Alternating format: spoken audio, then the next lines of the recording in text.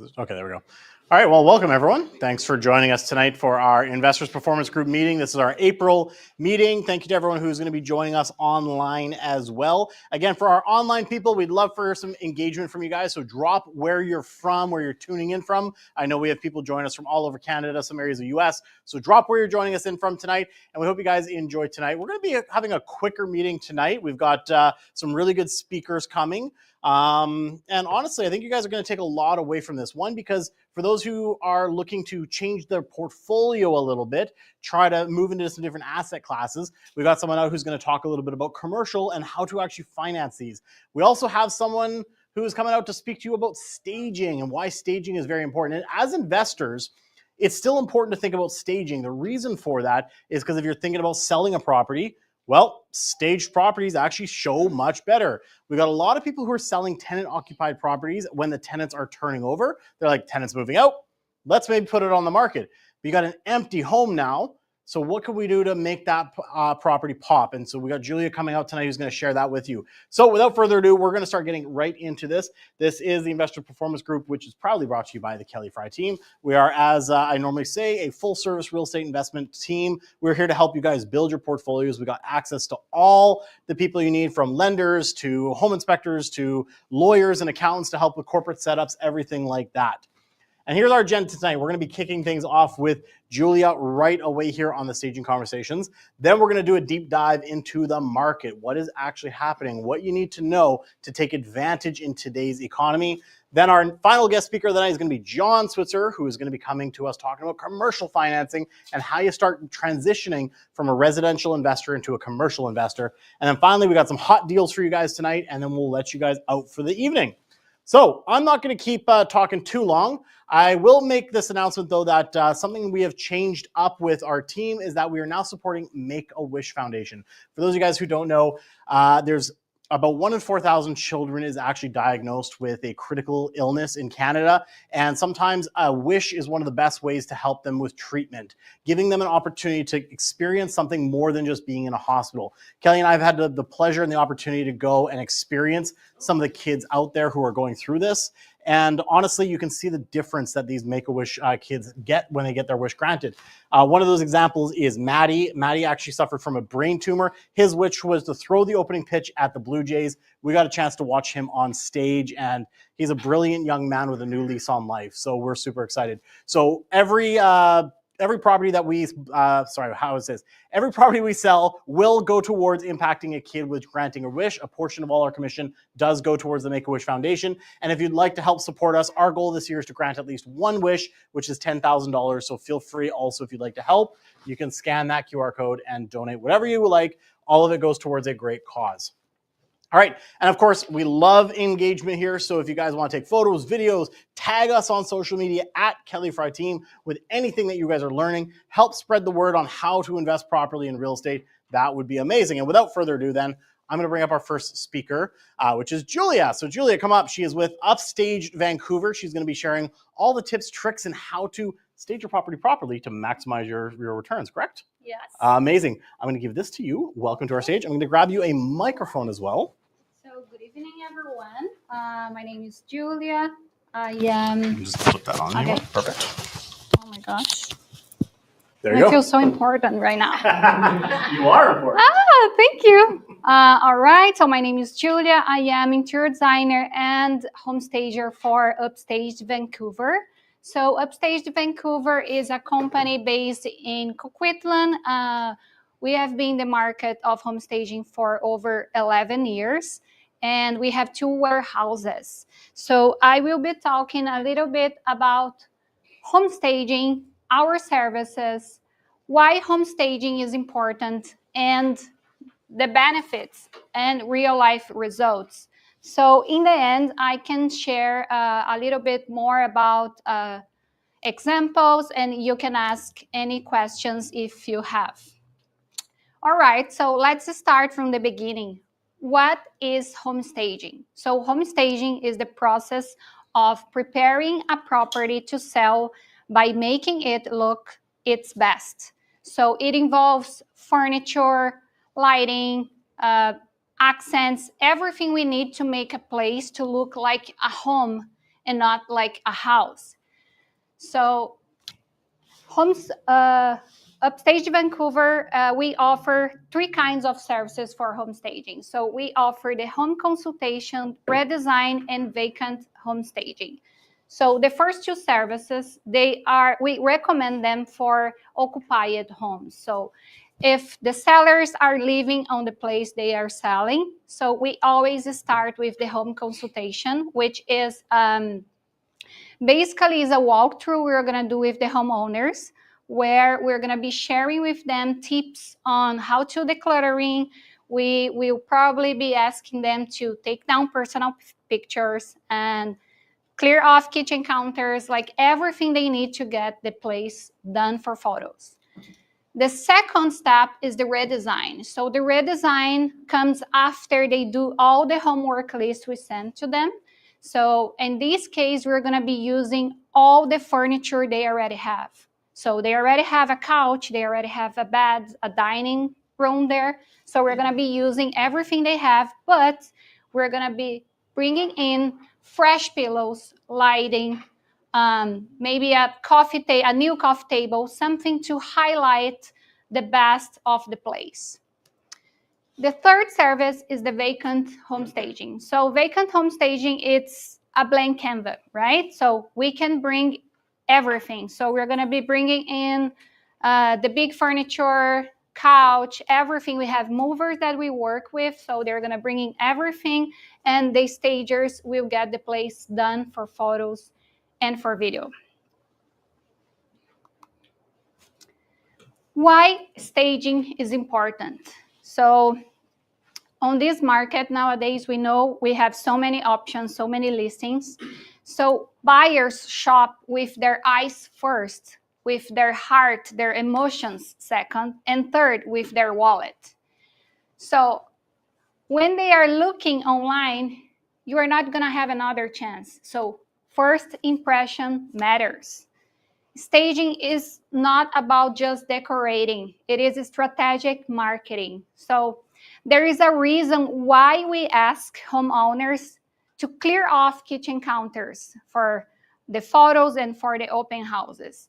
Why we ask them to take down personal pictures, because it's challenging for someone that are looking for a place. They're imagining themselves on that place with family photos there, right? So it's confusing when the kitchen's like full of stuff or it's so cluttered. So that's why we ask them to do that kind of stuff. And also is the same for vacant. So when the place is empty, it's cold. It's hard to imagine if that king bed that they are dreaming of, it's going to fit on that bedroom. So that's why home staging is so important. A well-staged space tells a story, and it justifies the price as well. So people nowadays, they love to buy a lifestyle. So they will fall in love with the staging, right? They're going to see that couch, that artwork. They will be imagining their life on that place. So we need to sell them the lifestyle. Sometimes they're going to be using exactly the same layout we have used for staging, because they don't want to hire an interior designer or a decorator to help them to, oh, I'm not sure where should I put the artwork. It is above the couch or not. So everything will be ready for them. They just need to move in. What are the benefits of home staging? So first one, lower carrying costs and fewer price reductions. We have seen so many price reductions nowadays. I'm a stager, but I know we see that every day. So the whole point of home staging is that you're going to sell your place faster than a non-staged place. So more interest and strong offers. Why? Basically because the place is going to look move-in ready, even though it's not a new place. It's not a brand new condo or house, and you still can have some issues to be fixed. But buyers, they will look the big picture, right? They will be imagine all the life that they can have on that place. So they're not going to be focusing on like small things that they need to do on the wall. So that's the whole point, is let's make a beautiful staging so they're going to focus on that and not on the small things that they need to be fixed. What are the results of home staging? So staged homes sell 75% faster and up to 20% more than non-staged homes. So realtors, investors, and homeowners that are not investing on home staging, they're leaving money on the table. Quick examples. So this is the before photo of staging. Tired look condo, more than 4 months on market. So realtor and homeowner, they were not sure about investing or not in staging. So they called me. They decided to move forward with staging. The result, the place was sold in 7 days with multiple offers. So that's the kind of story we have seen every week. Another example, this is a penthouse. Of course, they were living there before staging. On this case, they removed everything, so it was a blank canvas. We brought everything for staging. The result, sold over asking in 24 hours. So that's, of course, that's a dream. We all love to hear that. Like realtors are happy, the stager is happy, homeowners, everyone is happy. So that's the kind of message I received. Hi, Julia. Thanks to your staging, we sold our place quickly and 40,000 over asking. So this guy invested around $2,000 for staging, right? That's a good return. Right? So staging isn't about tricking anyone. Staging is about helping buyers fall in love with a place. Because we know when they fall in love with a place, they will pay for it. Thank you so much. That's my Instagram account, Stage with Julia, my phone, and my email. I will be more than happy to chat with all of you. And let me know if you have any questions. Awesome. Well, why don't we open it up for any questions that anyone does have? And again, if you guys are watching online, feel free to drop it in the chats as well. I will just make a couple notes in regards to staging that I've noticed as an agent. A couple things. One, vacant homes especially, like we've got a lot of clients who flip houses. And the one thing that they always miss in their budget when they're doing their numbers is the staging. And you see the numbers right there, how quickly it actually sold. That all adds into your bottom line. If you have a property that you've renovated, you've put it on the market, well, you're losing money if it doesn't sell fast. As flippers, we got to move properties quick, right? Get on to the next project. So making sure that you have that budget. Now, let's say round numbers, just estimate. Let's say someone bought a 2-bedroom condo. What would you budget for a full stage into something like that? You mentioned this other one was 2,800 or something? Yeah. So for a 2 condo, like let's say 800 square feet, it's going to be around 2,500, 2,595. Okay. For 2 bedrooms, vacant, all staged. So for $2,500, that may help you, even if you don't get the amazing response of 40K over, but it helps you sell it 2 months sooner. That pays for in and of itself with a property sitting vacant, right? So I think there's definitely some power to that. The other big thing that I find with staging as well, and you can probably agree to this, is you talked about it at the very beginning. It draws people's eyes. They fall in love with their eyes. I also find if you've got an older property that you haven't done work with, but you get some good staging done, whether you're using your existing and modifying it a little bit like we've done, it almost hides the imperfections of the older property. Yeah. And I can really tell when you look at, can you go back to the other slide there? This one really was, this almost looks like it's a wider. Looks like a different place. It does. Right? It almost looks wider. Everything, obviously, camera angles make a difference, but it makes the space look better, right? Bigger, everything. So that's why I think it's very important that investors focus on this aspect in today's market. Now, one of the things that I like to tell my clients is we're in a beauty contest, and it's kind of like Tinder.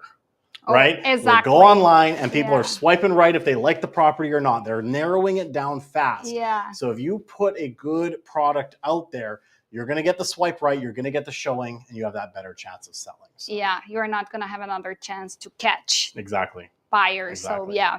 Amazing. Does So anyone else have important. any questions at all? Is that a monthly cost, Julia, on the staging? What happens if it's on the market for 2 months? Sorry, we'll just repeat the question just for the online. So the question was, is that a monthly cost ongoing, or how does that work after? Yeah, so usually our contract is for 30 days, so the first month. And the second month, the price will be around 0.5% of the price, so 50% of the price for the second or any additional months. So like 12.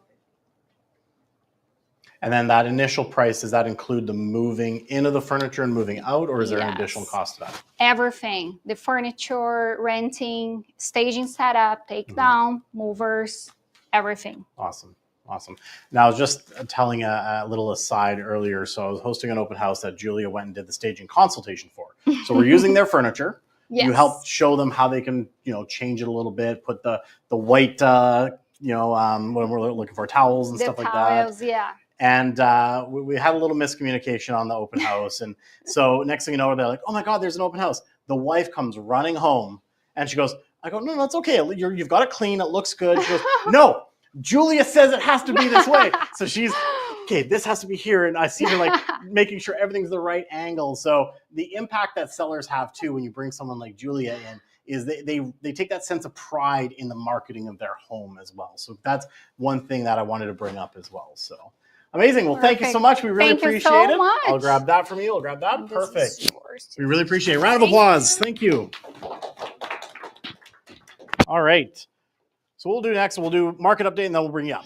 So next part we're going to bring up is our market update. So what's going on in the market? This is a segment that we do regularly because as investors, it's important for us to know exactly where things are at. Now, the saying is you can never time the market, and that's true. We never know when things are going to truly go up or down, but you can see trends. You can kind of start to see where things are heading so you can make more informed decisions. So for that, we'd like to do the market update, show you where things are at today so you can try to make those more informed choices in the offers that you make. So quick thing from the Real Estate Board of Fraser Vancouver, tariffs, economic uncertainty lead to the slowest start for home sales in this spring market. We definitely have seen that sales are slower than they have been in the past. However, we're going to go through the inventory versus the sales and the impact it's actually having on the price to start. So first and foremost is our inventory. We've broken it up into the 3 main boards out here in the Lower Mainland, Fraser Valley and Chilliwack. And as we can see, as we head into the spring market, we are definitely seeing that traditional spring market rise. We're seeing a lot more listings hitting the market right now, which honestly, as an investor, is kind of what we want to see a bit if we're in the buying phase, right? We want to see more inventory. We want to see things sitting on the market longer because there's an old saying that goes, you make your money on the buy, right? There we go. Make your money on the buy. So if you see more inventory and there's less sales happening, you have more opportunities to negotiate. So definitely we are seeing a significant rise over last year. We've got nearly 4,000 more listings on the market compared to last year in Greater Vancouver. We're up about 2,500 in Fraser Valley and still up almost a little over 100 in the Chilliwack and District area. Obviously a smaller market pool to choose from. Let's take a look at sales. Now, while it does say that sales are low, we are seeing the trend upwards as we head through that spring market. Just traditionally, it's lower than it has been in the past. We can see here, we've got a pretty steep incline in the Greater Vancouver area, moderate incline into the Fraser Valley, and again, pretty steady eddy. It's actually down, not drastically over in Chilliwack, but still you can see the sales are down overall compared to even last year. And of course, last year was the market that we were just coming off of the high rates. People, like, it wasn't until, I think it was, correct me if I'm wrong, the summertime when they started bringing the rates down? Yeah. Last year? Yeah. It's all blurred now, but yeah. It's all blurred out, yeah. I think so, yeah. Yeah, I think it was like, I want to say August, I think, if I remember correctly. Yeah, but I think that's about right. Yeah. Right. Yeah. So, I mean, considering that, sales were still much higher. Obviously, we are seeing that there's a little bit of that economic uncertainty causing some buyers to take that step back. That's where I see opportunity. There's distressed sellers out there. There's opportunities to buy. And not only that, we have seen some examples of cash flow coming back into our market now. So now's maybe time to take advantage. And how's the impact on the pricing then? We'll take a look at that here. Overall, we're still seeing a slight increase in the prices for Fraser Valley, Greater Vancouver. Slight decrease month over month from the Chilliwack, but they were also up. So we're seeing that prices are holding pretty steady. Even though we have seen lower sales and more inventory, we're not seeing a significant drop overall, meaning that sellers are still holding out in some cases, right? You've got some sellers who say, I don't need to move, I want to move, but I don't need to move, holding that firm, and the negotiation is not as tight as it is, but there are still those opportunities. You have to put offers in, test people's motivation in order to be able to find those diamonds in the rough. Like Kelly, you just put an offer in on a Richmond house now, right? And I don't think it went through, but you didn't get completely rejected and it was low, right? Second time, yes, but it wasn't an immediate rejection, which we would have been used to an immediate rejection back then. So that's a good indicator. All right, we're going to start out east. We're going to move our way west. Let's take a look at the Chilliwack market. Overall, the condos and townhouses have taken a bit more of a hit than the detached market at this point. Detached market is still sitting at an average just under that $1 million at 975. We are seeing an increase in the days on market, so it's taking a little longer to sell, but average of 25 days, things are still selling pretty quick in detached. It's affordable detached market. And inventory overall is down slightly in that category. Condos and townhouses, 8.7 and 8.1 down. Days on market still takes about 30 days to sell a townhouse, still relatively quick. Month and a half on condos, but the inventory is rising and quite a bit over in the condo market there. Abbotsford, we're seeing the property values are actually up overall in the detached market at 7.7%. Bit of a hit in the townhouse and pretty flat, moderate 1.6% gain in the condos. So condos are pretty flat right now in Abbotsford. Days on market are up over as a whole. But again, the average is still only taking a month. So that's telling us it's not like a crazy buyer's market. It is a buyer's market. Things are still selling relatively quick. It's just not like we got used to in the 2020s, 2021, like, 3 days on the market. Inventory is up overall and actually quite a large jump in the townhouse market with 89.9% increase. Mission, pretty flat on the detached, still 1.14 for a detached house out there. Still kind of crazy to think Mission is over 1.1 million if you think about it. Townhouses took a bit of a hit and condos are up about 10%. So you're really seeing a tale of multiple markets. Right? When we hear the news, we hear, and I've said this on this stage before, we hear a lot of people talk about the Canadian real estate market, And to me, when you start looking at these numbers, you see one flat, one down, one up, just in the same city, you start to realize that there's no such thing as a Canadian real estate market. So what's happening in Calgary is not going to happen in Vancouver. What's happening in Toronto isn't happening in Nova Scotia. Right? So we start to realize that depending on our investment strategy, we have to really dive deep into what's happening in each one of those market segments, right? And from there, we could even break this up as well. What's happening on suited houses of a certain age? What's happening on suited houses of an older age? Townhouses, 3 bedrooms, 4 bedrooms, 2 bedrooms. All of this goes into real micro. So when you're analyzing properties, you can get in to see that there's going to be nuance across so many property types. Langley market, we've seen detached actually took a huge jump over last year, but the townhouse market and condos are flat right now. Still 27 days, that's actually gone down, so they're selling faster in detached. Up 23 days and a month for condos, and we've seen inventory across the board increase there. Maple Ridge down, interesting, right across the river. Prices are up here, down in Maple Ridge just by a point, so not too bad. Townhouses down 2.4. Condos took the biggest hit in this market. I will say for the Maple Ridge market, what we had noticed over the last couple of months, there was a lot of developments that were completing. There still are. We're expecting Inspire to complete. There's a couple more coming. A lot of times what's happening right now is that a lot of those investors had bought when the market was really strong. And so there's been a lot of fire sales happening in those areas right now. We're actually going to talk about some of those fire sales that are coming up and some other opportunities for investors. That's probably why we're seeing a bit of a hit in the condo market, because things are selling below, in some case, what they originally bought them for, especially on the pre-con. About a month to sell again, and inventory up overall, except down a bit on the condos, which is interesting to see, down 30%. So we might see a bit of a change through the coming months if that stays lower in that case. Surrey's market, pretty flat on the detached, 0.4 down. Down on townhouses, 3.5 and 4. So down across the board, but not terribly over last year. Still selling just over a month, condos a little longer, and inventory up across the board in that category. So we're going to probably see a little bit of pressure, especially with the big jumps we see in like townhouse, 44%. We might see some pressure pushing on that price in that area if we don't see the sales pick up drastically. And then finally, we go into Vancouver East, one of the more expensive markets. We do have some investors who do buy in this market as well, depending on strategy, such as developers. There's a big strategy right now that a couple of my clients are looking at is the multiplex type properties right now that's becoming popular with the new zoning. I got a couple clients looking into those and developing those right now. They are down right now at about negative 5.4% in the detached, down a little heavier in the townhouse, and 6% in condos. Inventory up across the board and starting to take a little longer to sell as well. So that's a little bit about what's happening in our local real estate markets. What this really tells me is that this is a bit of a turbulent time, which means that buyers are going to win long term if they get out and take the right action in the market.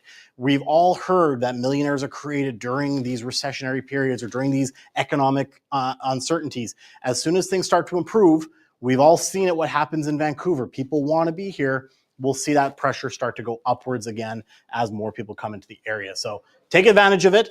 It's a great time. And if you have anyone who you know who's just looking to get into the market, especially younger folks, encourage them right now. It's a great first-time home buyer market as well. We've done tons of first-time home buyers, and we were talking, Tim and I earlier, you've been funding a ton of first-time home buyers right now as well. So if you've got young family, friends, anything like that, first-time home buyers, encourage them to get in the market now. All right. Again, don't forget, tag us. And with that being said, we'll bring up our final speaker of the night. John, now you can come on up. Oh, that was supposed to be on the other side. John, there we go. Welcome. So John is the managing partner and commercial mortgage broker of Impact Commercial. He started his career in credit risk management before transitioning into investment management, gaining key insights during the global financial crisis. I mean, so you've already seen this. You already know what's going on, right? You've been there. So he joined Impact Commercial in 2017, became managing partner, and grew the firm from 3 brokers to a thriving team, dedicated to valuing clients, building relationships, and working with everyone from seasoned real estate portfolio managers to first-time commercial investors. I'm going to hand that over to you. All right. And this is all yours as well. All right. Thank you very much. Take it away. Okay, sounds good. Okay, thanks everyone for attending in person and online. Happy to be chatting about kind of just mainly some of the differences between residential mortgage underwriting and commercial. And there's more differences than there are things in common for sure. So we'll get into it here and just see some of those differences. It looks like a lot here, but we'll burn through these fairly quickly. Main things are, I'll just touch on some of the differences of residential versus commercial mortgages. Underwriting basics of residential, the not so basics of underwriting commercial mortgages, the different leases we'll see, sort of comparing residential to commercial, but also within the commercial real estate market, you have some of these different leases as well. Sample underwriting for both an investment property and an owner-user property. Owner-user in commercial would mean you buy a property to occupy your business in there and operate out of the property. And typically that would be industrial, office, retail. Commercial mortgage pricing, and then just a real quick overview of our newsletter that any of you are welcome to subscribe to. All right, so there's the team. We're very proud of where Impact's come in a short period of time. It was started by these 2 guys here from the banking world. They got tired of just being in a small banking box and having to fit those parameters over and over again, telling clients they can't help them, they need to go across the street or to a broker. So they thought, we can do this. So that's what they did in 2016. I joined in 2017. Since then, we've built this phenomenal team with over 100 years of combined industry experience. We just added a new girl, Shania, started yesterday, actually Monday. We didn't have time to get her headshot up, but yeah. So no, it's very exciting for us. Okay, some of this is a little busy. I'm breaking all the PowerPoint presentation rules, but the reason is I'm kind of showing on purpose that it might feel like I'm trying to scare you away from commercial investing. I'm not. I'm just also a realist, and everything in commercial, not only the buildings, but also the documentation lists, the knowledge base. Everything's bigger in commercial. The cost, right? So we don't want to beat around the bush. It is a more expensive game, a more intense, time-consuming thing. So residential mortgages, you've got some of these different terms we're all used to seeing. 30-year amortization, sometimes more now. 80% loan to value. I've never done commercial lending directly, but I think that's where we all try to get to. Residential lending. I think that's where we all are trying to get to, is that 80% mark, give or take. Preferential interest rates, usually, but not always. And we can get into that a bit. You've got some of these prepayment privileges that look different than commercial, where you can increase your payments by 15% and prepay 15% every year. Heavy use of variable loans, prime minus for variable loans. That's different from commercial in most cases. No application fees. Generally, the broker fee is paid by the bank with credit union and bank loans, conventional loans. Appraisal often paid by the lender. Building condition report paid by us, the borrower. So everything's a little different on the commercial side. Rarely more than 25 years. That was a little confusing. It's usually 25 years. Rarely 30 years, but we can get there in some cases. And I should mention, when I'm talking about this list, it does not include CMHC, because that requires a whole other 2-hour presentation, which we can do another day. Loan to values are often lower. Generally, I would say lower in commercial.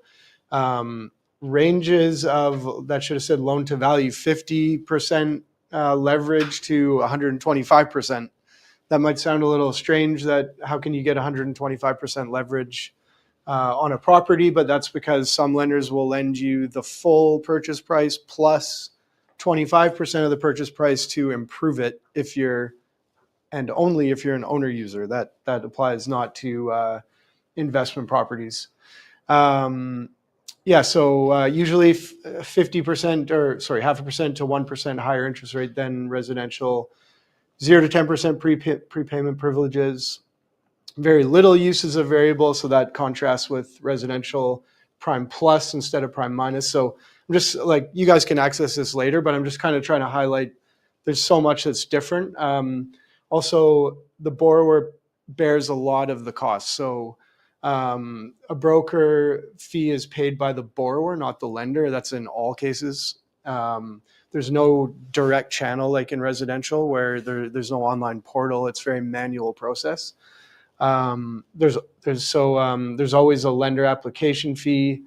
Appraisals are a lot more. They're 80 to 100 page reports, so they cost a lot more. They're around $3,000. Again, you'll notice paid by the borrower. Building condition paid by the borrower.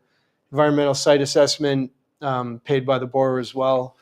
$3,000 would be for what we call a phase one or a stage one. That's sort of the basic thing that anything except really strata office requires.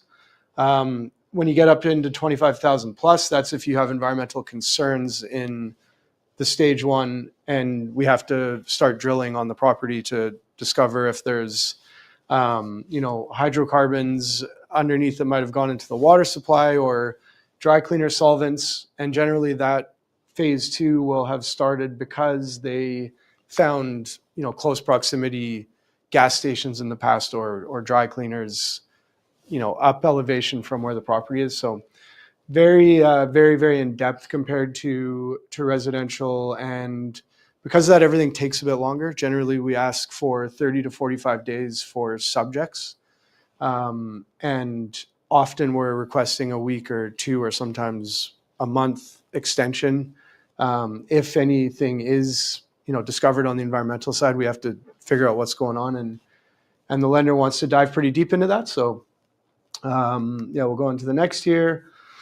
which is residential mortgage underwriting basics. So I don't need to list all these. You guys are very familiar with this, and it's more, again, I'm going to show you the contrast. That's kind of my theme here is how does the big bad commercial world contrast? And this is getting cut off on the bottom. I don't know if it's maybe we can't show that, but I think this just said 80% in general, sometimes higher with CMHC. Okay, so the on purpose, very busy slide. Okay, and I'm saying commercial mortgage, not so basics. So this is kind of like a typical list of documents for a commercial borrower. These are your property / lending options. So on investment property, you can choose between retail, industrial, office, hospitality, multifamily. Oh, you chose multifamily, you can go conventional, you can go CMHC. Whoops, you chose CMHC, you can go MLI Select or standard rental housing, but do you need a bridge loan first? So owner user side, again, mostly retail, industrial, office. Are you a professional? That's an easier one to answer. Doctor, a dentist, veterinarian, etc. Or non-professional, technology, plumber, metal fabricator. So the good news is we can help with all this stuff. If you basically come to us and say, this is how much I have down, I don't want to be very hands-on management, so we're probably going to say, okay, don't buy an apartment building, stick to a warehouse. If you have X amount down, we could say maybe you could look for a freestanding building. If it's a lower down payment amount, we would say, okay, you start with strata. And that's a great way to dip your toe in with passive management. You're not having to be there really ever, but maybe occasionally to, most people, if they get a few of these properties, they'll have a management team that will handle any requests by the tenants. But most stuff in commercial, besides multifamily, is the responsibility of the tenant. So in a triple net lease, which we'll get into later, it's the tenant's responsibility to handle almost everything except for structural, which is if you occupy a warehouse as a tenant and it needs a new roof, that's the landlord. If there's a crack in the foundation, landlord. Maybe we've had a couple exterior doors, sort of break at our office. The landlord said, okay, I'll take care of that one. Everything else is us, like power washing, snow removal, lights, they'll handle the HVAC too, but that's a question mark. So yeah, it's just a much different, but more passive way to invest. And we also are really big on teams. I know you guys are too, but in commercial, we have to be big on teams as well. So it'll be once we figure out, okay, this is how much you have down and this is the type of property you want. We've got a huge network of really experienced commercial realtors, and some of them specialize in different regions too. So, if you fit a certain profile, we'll say, maybe you should be looking in the Okanagan, and we've got a great team of guys and gals up there that can tour you around and find the right property that we've established. Maybe you're the best fit for industrial, so we'll send you to the Kelowna industrial team for X firm, and you're off to the races. So we really can help to prevent this kind of reaction for you when you start looking at commercial. Okay, so gross lease versus net lease. We don't need to spend a whole ton of time on this, but I've highlighted which one's typical in commercial, which one's more similar to residential. So the key difference is who covers the expenses in the landlord-tenant relationship. In a triple net lease, again, common for commercial, the tenant pays the base rent plus expenses for common area maintenance. So this would be like elevators, hallways in an office, that type of thing, foyers, that type of stuff. And then basically everything else you can think of: property taxes, strata fees, property insurance, all the utilities. Gross lease is much more like a residential lease where you pay a fixed amount and the landlord covers most of they cover all the big stuff. The strata fees and property taxes are the biggest ones. Then there's usually a bit of a divide between water and utilities and all that. But you guys know that one. We do see more gross leases than I'd like to in commercial, because we'll have one really painful example is we love shopping malls. Everybody, the lenders really like shopping malls. They're fun to underwrite because there's lots of variety. You'll have multiple tenants. I actually include an example in here later, but one of the things you'll find is some of the leases are gross leases in the same shopping mall and others are triple net. So we have to figure out in our rent roll how to make all the leases speak the same language in terms of net income. All the lenders want to know is what's the net income at the bottom, right? So so we have to just know how to sort of work backwards on the gross leases to break out what's the net, what's the additional rent. Yeah, any questions, you guys can interrupt at any time as well. So yeah, here's a sample commercial underwriting with a strip mall. Normally we would have, like I had all the 16 or 15 tenants listed up here, but for confidentiality and just so you can actually see it on here, I've just consolidated everything. So so this is what a triple net lease looks like in action, where the tenants actually pay all those common area management costs and all of the property taxes. There's not going to be any strata fees in a strip mall, but all the snow removal, all the everything you can pretty much think of is going to be paid by the tenants. And this particular mall, I believe, was owned by an institutional buyer, so like a REIT type buyer who have very solid leases. They have good legal teams, very strong leases that are in favor of the landlord, but doesn't mean that the tenants aren't highly profitable in there too. It's just that it's basically, we call it a completely carefree lease for the landlord. And that means that the tenants will even pay a management expense of, say, like 2 to 3% annually, which covers things like realtor fees for the landlord. And so not going to pretend that, it's a necessarily like a tenant weighted sort of market, whereas residential would be much more in favor of the tenant right from the lease through the courts, right? Like, yeah. I have a bunch of questions. But Sure. John, any questions that come in, just repeat it back and then. Sure. Yeah. Okay, so we have a commercial building that we're going to be selling Mhm. and it has a vacant unit, so I suggested that we do the commercial lease on that Mhm. first, unless we find an owner operator, because it's 5 units. Stratified. No, it's just one owner. Okay. Okay. So I just thought for the income qualifying for the buyer, that would be better if it was tenanted. Is that correct? Well, Or do you guys use fair market? no, I mean, you could have an owner user. So the question was selling a commercial building, 5 units, not stratified, and you're wondering, is it better to lease it out and have it fully occupied, fully tenanted before selling, so you've got that, call that stabilized income, or do you leave it vacant so that potentially an owner user could buy the whole thing? They'd have to buy the whole thing because it's not stratified, and they could occupy that one unit. And if you work with the right lender, and that's a bit of a tricky one, but it can be done, they could have those mortgage helpers of the other 4 units. Yeah, both are options. Often, like in a commercial appraisal, you'll have direct comparison, and then you'll have the income approach. Direct comparison is usually the higher value because that's usually to an owner user buyer. Those direct comparison are just saying, what did that similar warehouse down the street sell for?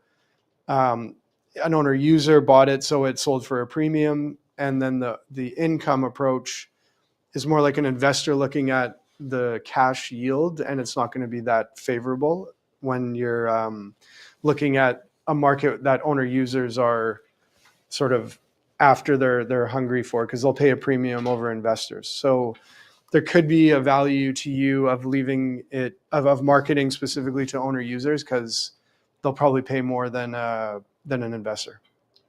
And I have a couple of questions related to this. So I spoke to some of my colleagues in the area and who are very experienced in commercial, and it would seem that the commercial market is really tough right now, that tenants are having trouble paying.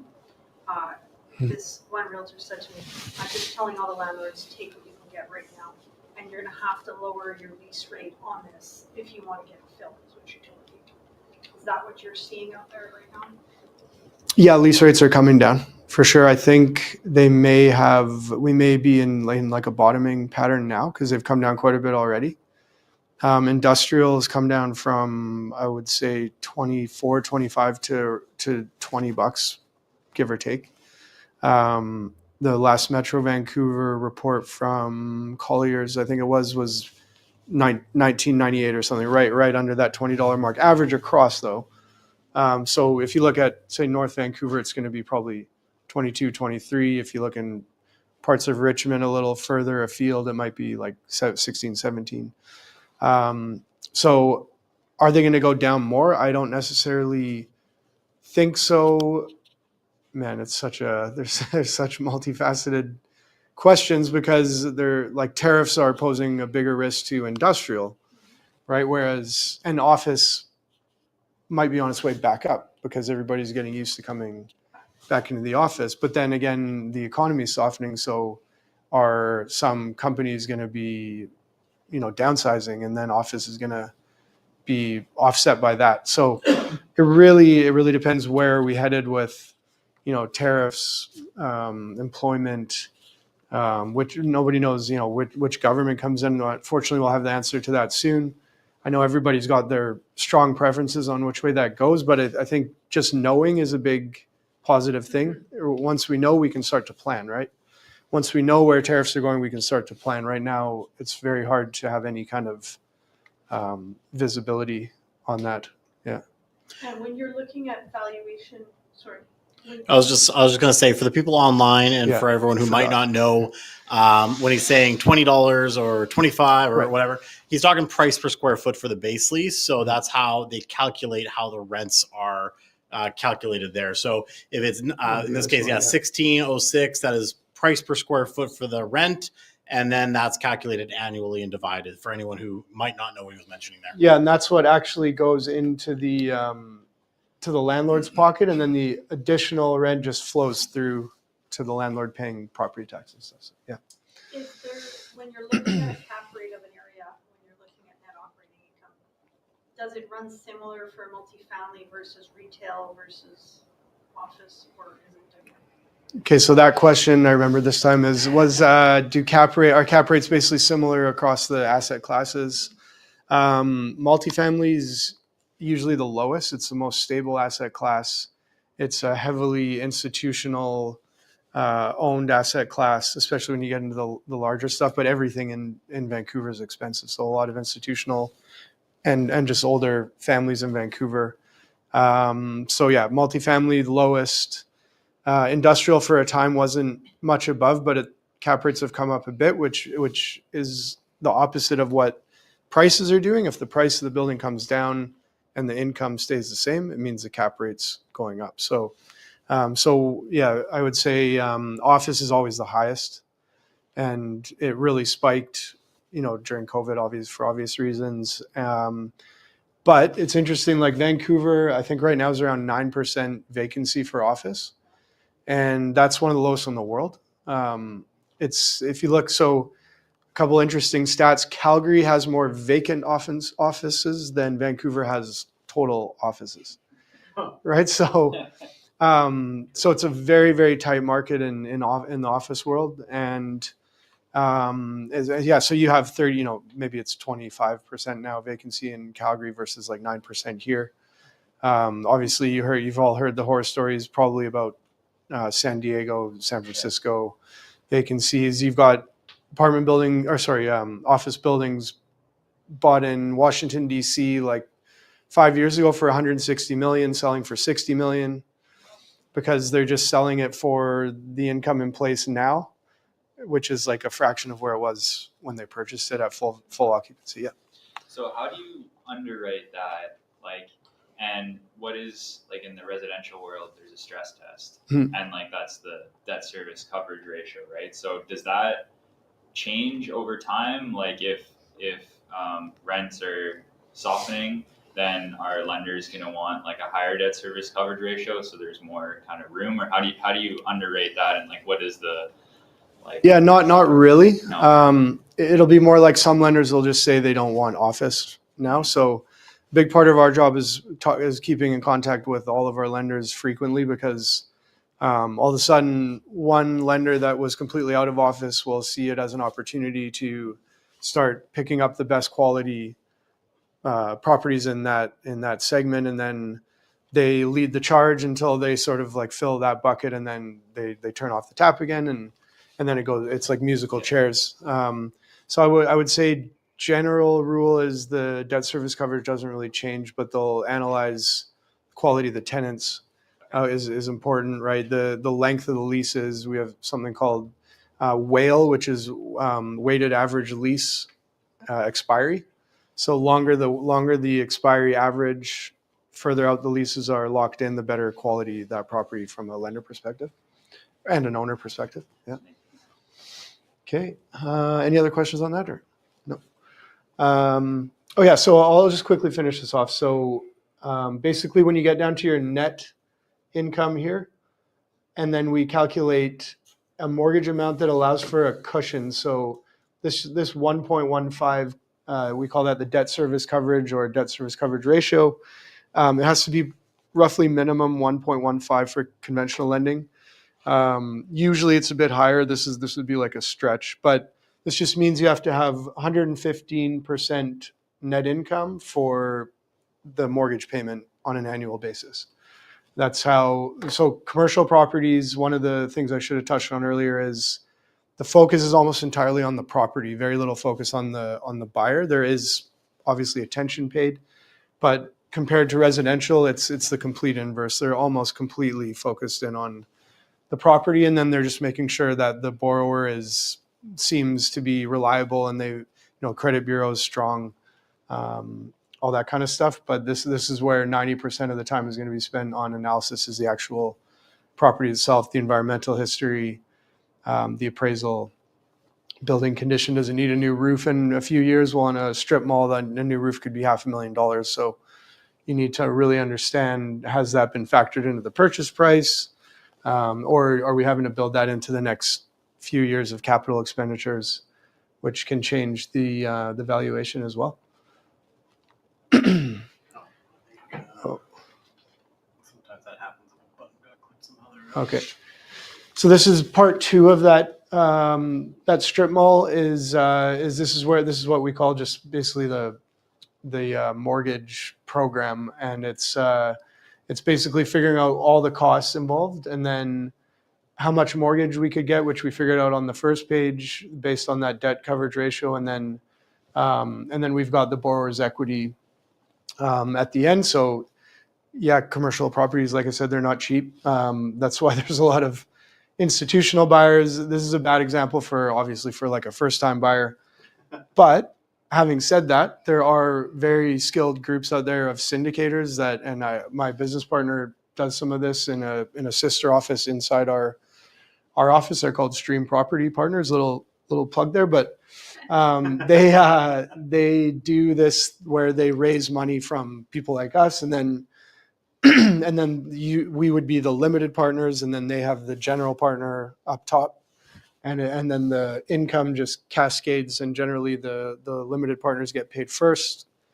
General partners get paid potentially very well, but it's after the limited partners are looked after. So that's actually a really nice way to enter the commercial market if you have a limited amount of capital. And I would say the minimum to get involved in a limited partnership is probably $150,000 would be like a healthy spot, because going down another path, but then you don't need to be considered, you don't need to go through the accredited investor thing, which is a whole other can of worms. Under 150,000, you have to hit a bunch of thresholds that most of us frankly don't hit. It's not like the everyday person that fits that category. So it's very restrictive, which is frustrating, but and I hope they change that. I hope they make it easier for people to get in under that accredited investor threshold.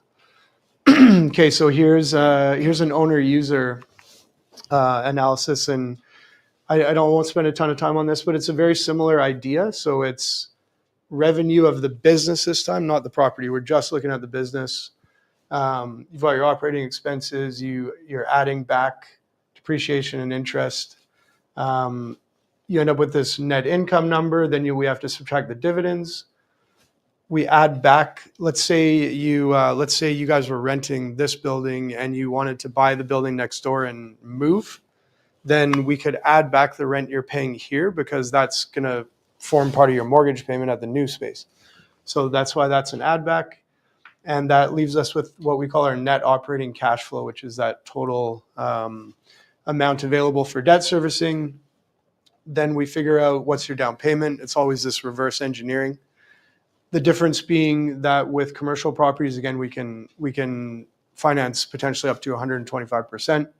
That's not common. I don't want to go out there pitching that to people. Generally, the sort of sweet spot for owner users is 10 to 20% down. It is still very, very doable as long as your cash flow supports these proposed annual payments. And you can see in this case, there's some red flags here. I just use that to sort of make it a bit more interesting because the minimum is 125 mostly in owner user, but in this case, they sort of start off great. Then next year they're on the fence, and the next year they're dipping below. So we would have questions, and we'd be asking for projections, and why are those projections rosier than, why are we suddenly going to go back up next year, or maybe we're halfway through a better year already, which is easier to explain.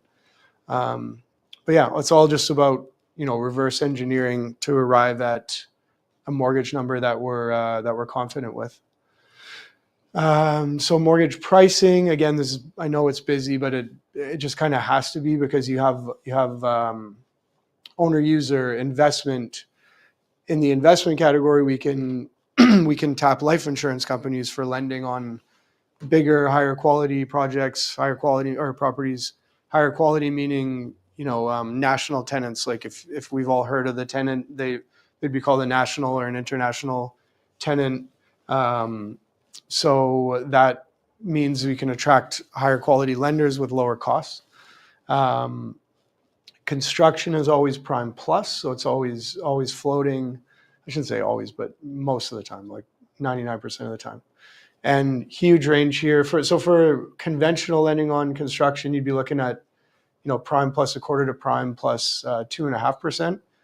But then if you need a top up loan for construction, you're looking at like prime plus 9%. So that's why you wonder why you're hearing in the news of all these projects dying on the vine right now, because you had interest rates going up, you had land values going up, you had and still possibly have rents going down, and you have end user financing availability getting pinched. Like everything's going against the developer.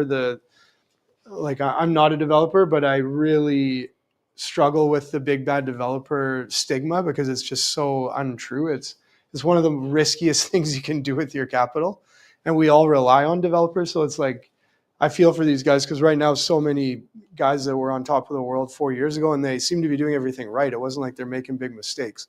It's just that they were going with the current, and then the market just started slapping people around, and it's gotten pretty ugly. There's people having to fire sale properties now, and we're really going to feel this in the market in the next 3, 4, 5 years, because there's a period of probably 3 years where there's not anything being built, and we're not bringing in 1.4 million people anymore, but we're still bringing in hundreds of thousands of people.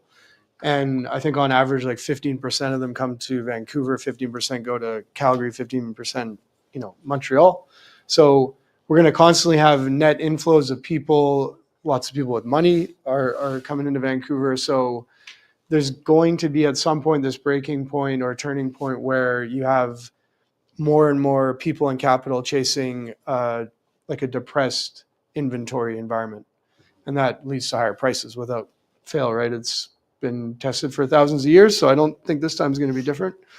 Land is again prime plus, so floating, and that's what gets developers into trouble. A lot of developers right now have first, second, third, some have fourth mortgages because they're just trying to outlast the downturn. And it's once you get to that stage, the writing's on the wall, right? It's just a matter of time. So we are seeing some real pain in the in the land and development market. CMHC, again, whole other can of worms, but CMHC is interesting because in commercial we can go up to 95% loan to cost, or that's construction or loan to value with buying an existing asset. But it's a real, I'm trying to be kind, like it's such a love-hate with CMHC because it is just, there's so much you have to know. It's so much work. You're dealing with, underwriters at CMHC that are they're generally punching the clock. Like they're not entrepreneurs. They're just there to get their work done, and they don't have the same like skin in the game that the investor does. So it's really an uphill battle, and it's getting harder. They're bringing in more and more rules to make it harder, which is really frustrating because they're supposed to be there to spur development and new inventory. Yeah, I could go on and on about that, but I'd be happy to come in another day and do a whole thing on. We might actually have to for sure. CMHC. Yeah. Quick question I had just on the construction side of things. How often are you seeing it on the lending side where you're getting notifications from developers who were planning on doing a strata condo building, and then suddenly midway through, because sales are low, everything, the cost, they go, screw it, we're going to convert this into a purpose-built rental now and go that rent. We know that just happened recently to a mutual friend of ours. Actually, he bought into a project as a pre-sale and then got notified, hey, we're going to give your deposit back, and it's no longer going to be built as a condo building. How often are you seeing that right now? I think you're seeing record occurrences of that because with CMHC, if you have the right amount of experience and the right sort of team behind you as a developer, you can really take advantage of some incredible programs at CMHC. And if they can raise a little bit of capital, they can stretch that capital so far. And then if they can get it done, the cash flow is tremendous on a finished CMHC project. The resale value might not be there, but all they're trying to do now is just figure out, like, we need to basically save this thing. So that's why you are seeing a lot of switching from condo to rental. I mean, you guys know better than me, but there's worse places. Like Toronto's a complete horror show with vacant condos. So they would like look to Toronto for prime examples of developers trying to figure out how do we right the ship here, and that's really the only way. If you're in deep enough is to switch. And the other thing is, if you're a developer with a big team, say you're like a well-heeled developer, you've got actual employees, you're not just outsourcing contractors. If they buy land, it's like they have to go and build the thing. They can't, there's no turning back. Because if you try to sell the next day, you're going to lose a bunch of money. They turn that switch and they have to go until it's built. And if it feels like it's going against them, they have to keep pushing until they can't push anymore. It's like just an incredibly risky industry, and it's a very tumultuous time. So yeah, that is happening, and you're going to see very few new projects started. Like all those ones we're talking about are legacy projects. Maybe they bought the land 3, 4, 5 more years ago. There's nobody buying land for development today unless they're basically given the land for free. And we've heard developers, very significant developers in the Lower Mainland, say even if they gave us land for free, we wouldn't build it anyways because numbers still don't work. So that's how kind of broken the development space is right now. Okay, this is just our monthly market snapshot, which I just wanted to let you guys know. If you send me a quick email, I can add you to that list, and I'll leave some cards here too. But yeah, we send this out the first week of every month. We also do a pretty decent write-up at the beginning, but it wouldn't fit on here. But yeah, we just have all these metrics we track monthly. We've got government bond yields, which is what all the fixed mortgage pricing is based on. Inflation numbers, exchange rate, Canada mortgage bonds, which is generally what CMHC mortgages are priced on. Bank of Canada, Federal Reserve overnight rates, Canada bank prime rate. Those are really the most important things to us and our clients. And then we've got that pricing chart that we update monthly. Then these are just kind of interesting. An overlay we created, which is a historical Bank of Canada overnight rate versus the Government of Canada bond yield. So that's basically showing you the pricing mechanisms for variable and fixed mortgages, how they interact over time, and there's definitely a strong correlation there. And then this is 5-year bond yield projections from some of the major lenders. Same thing this time, Bank of Canada overnight rate projections from some of the major lenders, and then just some kind of impact updates. So yeah, more than happy to add you guys if you're interested. And that's it. Happy to take any other questions. Awesome. Does anyone have any questions for Jon? Of course, Kelly. No, here's what I'm going to do. I'm going to go like this. We might be here for a while. What is the current rate, that's the non-CMHC rate on multifamily right now?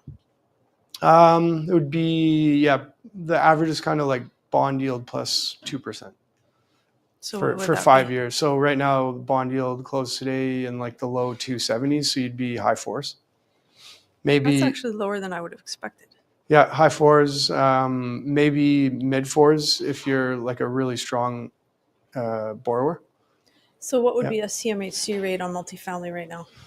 CMHC is tricky right now. A 10-year wouldn't be much lower. Like a 10-year would be low fours. And why is that? It's just because spreads have widened a little bit on 10-year. Well, also it's a 10-year yield. So you're going off of when you look at the yield curve, the 10-year should be higher than the 5. So the reason I use 10 years because this is a really long story, but that I'm not going to get into, but 5-year money is harder to get now. Is that right? Yeah. And that's just the main reason is, to simplify it, is the CMHC lenders get allocated certain funds, and the allocations are very slim for 5-year money. It's mostly 10-year money right now. So they're putting a bigger premium on 5-year money. So there's actually not that much of a difference between 10 and 5 right now. So you take the 10. And yeah, so. And what is the difference in the underwriting for, other than obviously amortization is different and the rates for between a conventional multifamily versus CMHC? It would be, amortization would be the biggest one because you've got maximum 30 in conventional, but generally 25 most of the time, especially there's a lot of older apartment buildings that aren't going to get 30 with a conventional lender. Whereas CMHC, you can go 45, 50-year amortization. 45 is quite a bit easier to get for a number of reasons, but so the cheapest, the most efficient CMHC lending has criteria in accessibility, energy efficiency, and affordability. So that's why I was saying there's so much to understand. There's so many moving parts, and you get points for each one of those. So the easiest points to get on older buildings are affordability. If it's a way under market building, you're going to automatically hit a bunch of the. You mean rent? Yeah, affordable rents. But then how would the numbers work though if the rents are below market? Well, that's why you need longer amortization. That's why they give you longer am on the more affordable or accessible. Like they're giving you points for being more accommodating to the community. Basically, it's. Yeah. And what happens at the time of renewal on a CMHC multifamily? Because I have one coming up at the end of 2026 and I haven't renewed a CMHC multifamily mortgage before. What does it look like in terms of fees and other things? With a straightforward renewal, not very much. So it's not like when you're first getting the CMHC mortgage? No.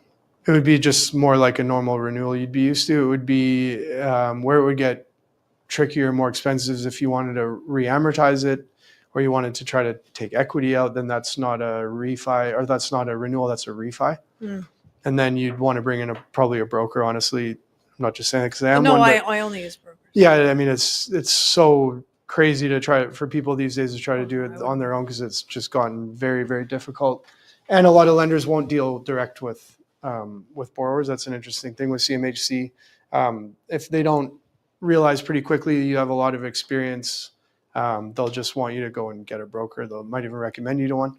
But yeah, so that's when you would bring in a broker to just say, okay, how much are you trying to get out? They have brought in some good rules lately, which is that it used to be if you wanted to take equity out, you had to roll it back in to another property, right? Yeah, you had to roll it back into another basically similar community friendly property. So if it was like MLS Select Affordable, you had to roll it in another affordable property. Now they're just letting you take equity out, which What made that change? I found that out by accident. probably a lot of pressure from landlords, honestly, from lenders and landlords, because it didn't make sense. Like, why wouldn't you let people do that? They've taken risks to support the market, support prices and inventory. Supporting prices is a sensitive one, but it has to be done to an extent, or everybody's going to turn into slumlords. Like, you have to have a certain amount of sustainability for the landlords, right? So, so I think it was probably born out of that, and them CMHC not having enough reasons not to let people do it. Excellent. Yeah. All right. Yeah. Does anyone else have any questions? I don't see anything in the chat right now. All right. Okay, clear as mud. Thanks. Yeah. No, it's like exhausting just talking about it. Yeah. Thank you so much. Yeah. Round of applause. I'm going to grab that back from there. Sure. We really appreciate it. Yeah, Yeah, we no, should for definitely sure. have you back for the Yeah. MLI stuff for sure, because That'd be great. I think there's definitely some appetite for that we know of, and Yeah. getting a clearer understanding is definitely key on that stuff. So, because when you've been doing residential for such a long time, it's all new. Yeah. And one thing I always say for anyone looking into commercial, because both Kelly and I have invested in multifamily buildings, as soon as you make that decision to invest in any sort of commercial, add zeros. Yeah. With everything. Yeah. Right. So. No, Yeah. It's sad but true. Yeah. All right. Awesome. Thank you. Okay, thanks. All right. Okay. So we're going to start wrapping up here. We got a few hot deals for you guys right now. One is so hot that it already got an offer on it, like literally while we put the presentation together. So obviously we talked a little bit, was it 2 months ago, maybe a month ago, about people who got into investments, into pre-construction.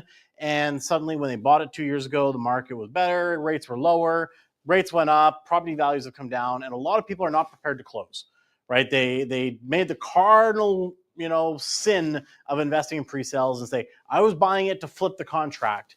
And that happens to a lot of people. And that unfortunately gets into markets like this where you get into a little bit of trouble. So we've got a couple of really hot buys right now where people need to get out and they're absolutely liquidating at giveaway prices.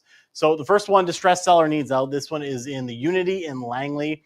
They purchased this condo from the developer at $474,900, and they're letting it go right now. Their break even to just like walk away from their deposit completely is at $444,900.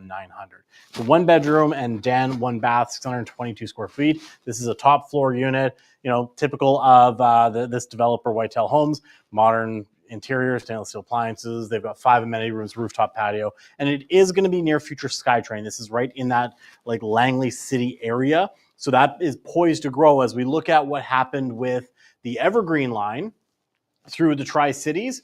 I mean, how many towers are now in that area, right? Langley is growing quite a bit, so this is a good opportunity for anyone to scoop up a deal at below what someone else paid for this. This development, Kelly, this one's closing this year, right? Well, it could be between December 1st and February. Okay, so between December and February. So still got about a year before this one completes. This is just the floor plan, some interior renderings, of course, of the property. And that is our first distressed property of tonight. We also have another one. This one, as we sent out the Unity, we found out about another one. This is... No, this was a blanket email and I replied and said... Okay. I had Jerry put it on anyways, because no one else is in distress. No, I've been Yeah. back and forth saying Awesome. I need the contract. Perfect. Excellent. Well, we're going to promote it now. They dropped it from 505 to 480. There you go. So $25,000 drop. So another one that's in distress. This is the Silva. This is in Surrey. So they're down to 480 on this one, 1 bed and 1 bath, 635 square feet. Again, because we sent this one out, someone responded that they now also need to get out, which is this one as well. That's why we threw it on there. This one's by the Wanson Group. So if anyone is interested in any of these, we can help get you into these properties as well. Not directly into them, but every week. We've got a couple of people I know who want to sell units in Burquitlam. We've got people in Surrey Central area. So there's lots of people looking to sell. Not all of them can also go on the market, and that's the key. Right now, a lot of these units where these people are struggling, there is restrictions from the developers for marketing properties right now, because some developers are still trying to sell out either projects that they haven't sold out of, and or they are still launching a few. It's very slim right now. One project that is coming up to launch is Jethro. This is going to be in Langley. We just literally got this about 2 days ago. I believe it's another whitetail property. This is where they're starting at for their pricing. I mean, 1 bed, 1 bath at under 400 now. So we are seeing more developers that do decide to take the chance and put properties on the market. They're getting super reasonable with their pricing compared to back about 2 years ago. When things were selling fast, they were jacking those prices up quite a bit because they knew they could. Now their starting prices are actually starting very reasonable, in my opinion. It's going to be 5% deposit within 7 days, 5% within 120. Estimated completion for this one is going to be August 2027. That's all we have so far. We're waiting on price lists. We know they're going to be going early access. We're going to get access to it. So if anyone is interested in finding out more about Jethro, let us know. We can put you on the list. This is just some renderings that we were sent yesterday on the project. And that's it for our hot deals. 2 really distressed sellers, new development coming with some actually good pricing for once in a while. And of course, we've got some QR codes coming your way. So of course, follow us on our social media. So we are basically omnipresent thanks to Jury keeping us up to date on Facebook, Instagram, TikTok, YouTube, everything like that. And of course, if you want to re-watch tonight's episode from the live stream, you can absolutely do that. Scan this QR code, go to youtube.com/Cameron Manning. Please subscribe. And you can go and check out all of our past events that we did live in the live tab, as well as I've got lots of other content on there that I drop regularly on YouTube Shorts, YouTube itself. And yeah, you can go back, re-watch what John was saying. He was like, what did he say about that complicated process when it comes to the debt service ratio and everything? You can re-watch exactly what I said, or of course, reach out to him directly. And we've got our ice cream social, which is coming up here. This is a community event for the Tri-Cities that we love to put on. It's going to be our 3rd year doing that. And I was told once that when you do something 3 years in a row, that becomes tradition. So this will be hitting our tradition mark for the ice cream social. We're basically going to be giving away free ice cream from Rocky Point Ice Cream, very well-known Tri-Cities ice cream company. I was going to say they have a creamery or whatever, like they have a technical term, right? We've got already some great sponsors, including Garten and Harris, Green Mortgage Team, West Coast Reliable. We just found out Thunder Clean is going to be helping sponsor this one as well. So sign up, register for your tickets, because last year we gave 600 and something ice creams away. The year before that was like 960 ice creams. Great community event. We're going to have other games, food, great stuff for families. So coming out. Just a reminder of our support of Make-A-Wish Foundation. If you do want to help us, grant a wish for a child, you can help us by donating there. And the Manning Up Our Real Estate podcast has been back in full swing. We've had lots of great episodes out, so you can scan to listen to it there, and also the new YouTube channel as well. So feel free to help me grow that channel as well with the podcast. That is youtube.com/Manning Up on Real Estate. And with that being said, we've got our Facebook community. We'd love for you guys to join our Facebook community. This is where you're going to find out about these events as well. We post news articles in there. We try to get discussions going. If you've got deals that you're looking for funding, or you've got funding that you're looking for deals, great way that you can post in that community group as well. And we actually just got a notice on Facebook that our Facebook community just reached 12 years old with this group. So pretty cool. This has been going on for 12 years now. I can't even believe it. So, and of course, next month meeting is going to be May 15th. Thank you so much for joining us here tonight. I hope you guys took a lot out of it, and we'll see you guys in May. And for those of you guys who joined online, thank you so much again for joining us online. And we hope, if you can, come down live for one of our events, because we'd love to see you here. With that being said, we'll see you later.